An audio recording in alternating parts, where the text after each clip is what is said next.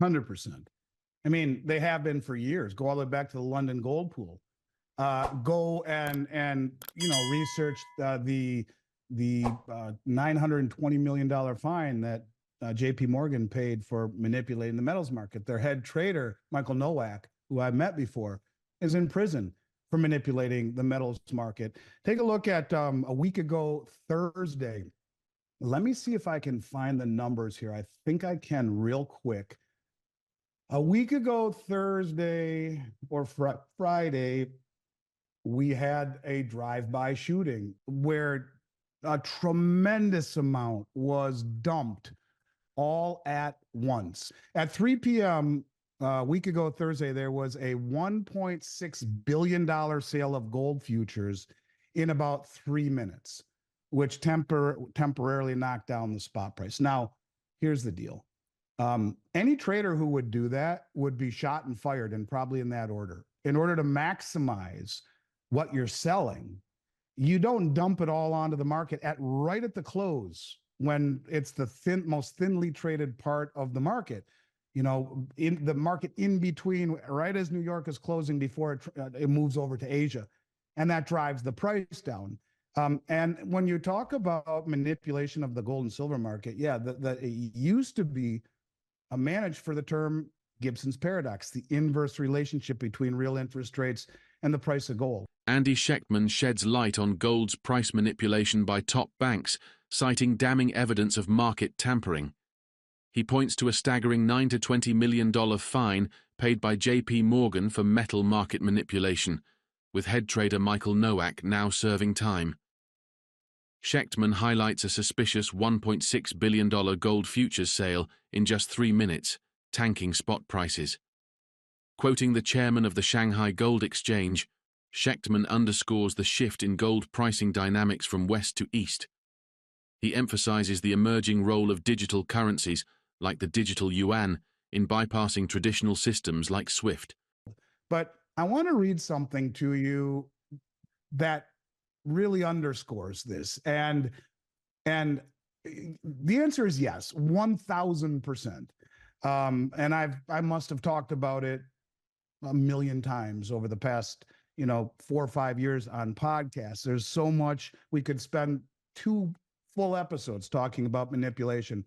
But more important than what I say, Lena, is what the rest of the world understands. I want to read something to you. The first thing that I want to read to you is a quote from the chairman of the Shanghai Gold Exchange in 2014, almost exactly 10 years ago. And he says that the Shanghai Gold Exchange will change the current gold market with its consumed in the East, but priced in the West arrangement.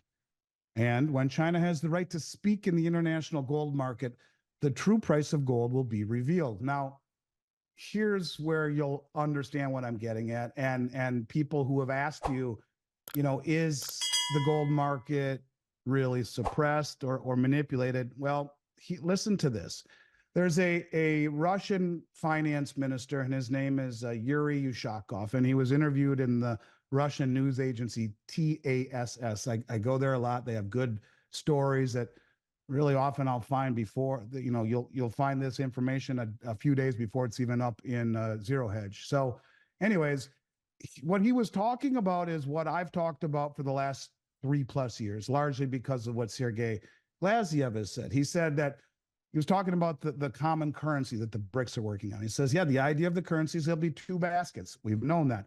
One basket will be currencies of all of the countries involved. We knew that. And the other will be commodities. Now, again, tier 1 asset and gold, it's probably going to be the main commodity. All of these countries, these BRICS nations, they're the ones buying it, probably going to be the main commodity. We've known that. None of this is new.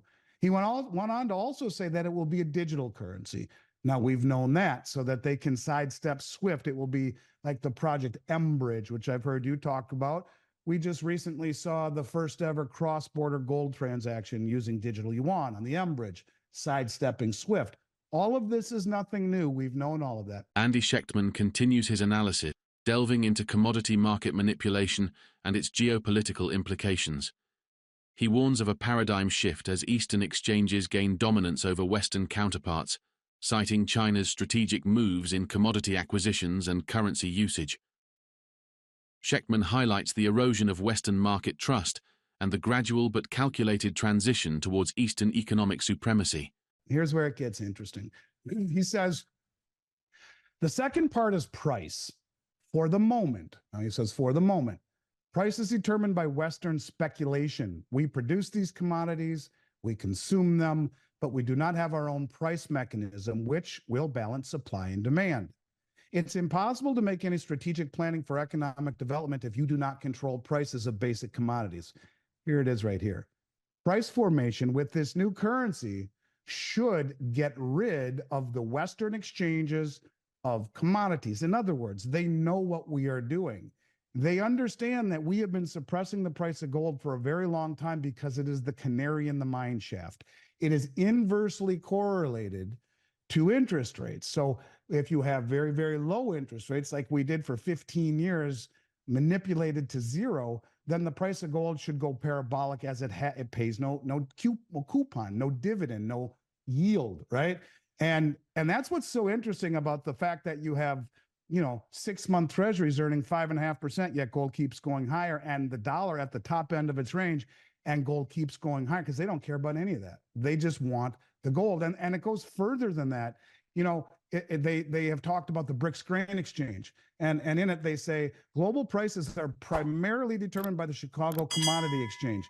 Moscow also seeks to move away from trading grain for U.S. dollars in favor of the national currencies of the BRICS member states. Well, you just saw China cancel a huge grain order with Australia and the United States in favor of buying it from Russia. They will pay for it in yuan, which is immediately convertible into gold, the only other tier 1 asset on the Shanghai Gold Exchange. They understand what we are doing. They get it. And a lot of what we have been seeing lately are these massive deliveries in Hong Kong, in China, at BRICS. And it's interesting. And almost all of the BRICS deliveries, huge amounts of them, are exchanged for physical delivery. And what's happening is they are using the Western price against us, and they are standing for delivery. They take possession of it at BRICS in China and then move it right over to the Shanghai Metals Exchange. And what we are witnessing, in my opinion, is the fact that they realize if you can't beat them, join them. And that's what they're doing. They're beating us at our own game by using the suppression of all of the world's commodities against us. They're the ones accumulating them. They're the ones who are not bitching.